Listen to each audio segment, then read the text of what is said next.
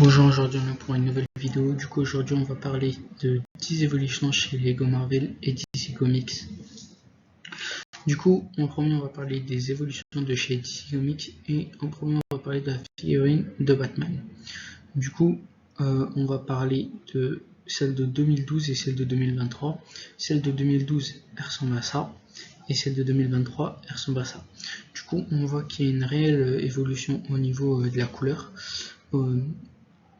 Aussi au niveau de la finalisation du personnage, on voit en fait la figurine de 2012 elle est pas vraiment bien finie, alors que celle de 2023 elle est vraiment bien faite. Par exemple dans celle de 2012 on peut voir ici, on peut voir tout ce qui est ici, là, les petites boules, alors que celle de 2023 tout est bien net, c'est une vraie figurine. Du coup, l'évolution d'après, ça serait celle de Superman. Du coup, en 2012, Superman, il ressemble à ça. Et en 2018, il ressemble à ça. Du coup, il n'y a pas une très grosse évolution, mis à part un peu le visage. Le visage, il est un peu mieux dessiné en 2018. Les couleurs, en 2012, il est bien bleu, alors qu'en 2018, il est beaucoup plus clair. Aussi on pourrait parler de la coupe. Celle de 2018 je la trouve meilleure et celle de 2012 j'aime pas, ça fait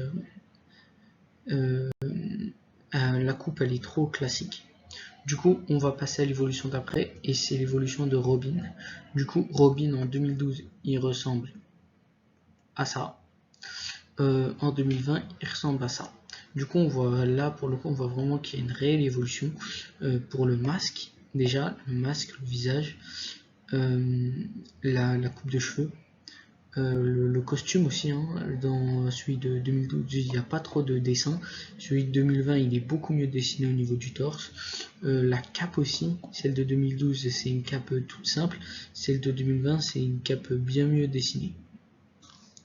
Du coup on va passer à l'évolution d'après, c'est celle du Joker.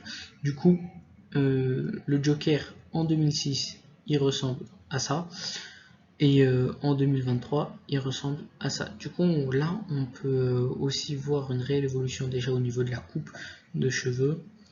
Le costume aussi, celui de 2023 il est beaucoup mieux dessiné que celui de 2006. Les couleurs, celui de 2006 il est beaucoup plus violet, alors que celui de 2023 il est beaucoup plus rose.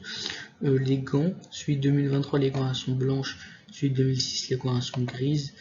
Les dents de celui de 2006 sont jaunes, celui de 2023 sont bien blanches, et beaucoup d'autres détails aussi. Du coup on va passer à l'évolution d'après et c'est le vaisseau de Black Manta. Du coup en 2015 le vaisseau de Black Manta il ressemble à ça, du coup quelque chose de pas très bien fait, et en 2018 il ressemble à ça. Du coup là on peut vraiment remarquer une très belle évolution, déjà au niveau des couleurs, de la finalisation de la construction, des pistolets. Par exemple ici on peut voir qu'il n'y en a que deux, ils sont très simples, alors que celui de 2023 c'est ça là, 2018 plutôt, c'est ça, très bien dessiné. Le cockpit aussi il est beaucoup mieux fait en 2018, alors qu'en 2015 il est pas très bien fait. Du coup on va passer à la dernière évolution de DC Comics de cette vidéo, et ensuite on passera aux évolutions Marvel.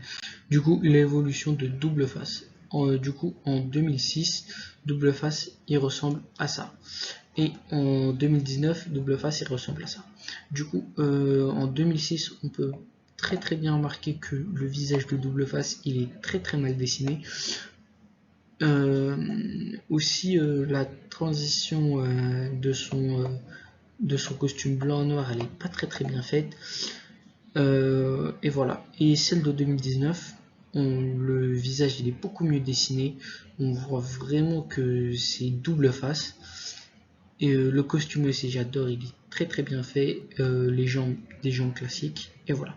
Du coup avant de passer aux évolutions Marvel, abonne-toi à ma chaîne, mets un pouce bleu. Du coup on passe à la première évolution Marvel, et c'est l'évolution de Hulk. Du coup en 2012 Hulk il ressemble à ça, en 2020, Hulk il ressemble à ça. Du coup, déjà dans l'univers Marvel, Hulk il avait très bien évolué de 2012 à 2020.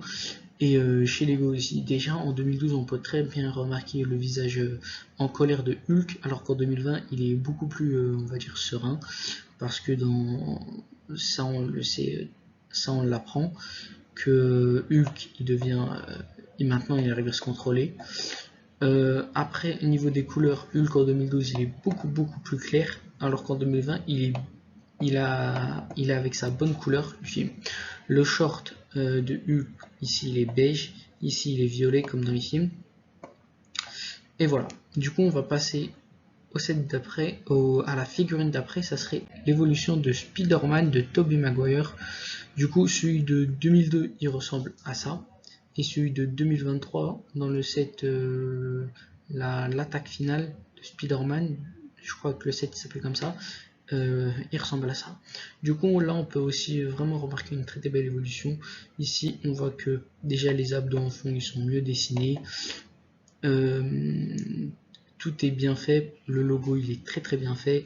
Ici les barres grises elles sont trop claires, alors qu'ici elles sont bien grises foncées comme dans le film. Les yeux ils sont plus petits que celui de 2002. Après celui de 2023, le costume il est beaucoup plus clair, alors que celui de 2002 le costume il est beaucoup plus foncé. Ici aussi l'entrejambe il est bleu, ici il est jaune, et le costume du bas il est rouge ici, et ici tout est bleu. Du coup on va passer au set d'après, et ça serait l'évolution de la tour des Avengers. Du coup en 2015 la tour des Avengers elle ressemble à ça, et en 2020 la tour elle ressemble à ça. Du coup, celle de 2015, ça reste une très belle tour, mais pour moi, elle est trop petite, et c'est ce qui la désavantage. Après, je préfère largement les figurines de la tour des Avengers de 2015. Dans celle de 2020, ce que j'aime bien, c'est que le logo il est en brique, alors que dans celle de 2015, le logo des Avengers c'est on va dire un sticker. Les figurines en 2020 j'aime pas trop, celles de 2015 elles sont quand même très stylées. Après le problème dans celle de 2020 c'est que les étages sont trop petits niveau largeur. Après ça reste une très belle tour comme celle de 2015. Du coup on passe à la dernière évolution de cette vidéo, et ça serait l'évolution d'Ant-Man. Du coup en 2015 Ant-Man il ressemble à ça, en 2019 il ressemble à ça. Du coup moi personnellement je préfère Ant-Man en 2015, parce que le casque pour moi il est mieux dessiné. En 2019 pour moi il est très moche. Le costume, je préfère le costume classique, je le préfère à celui de 2019.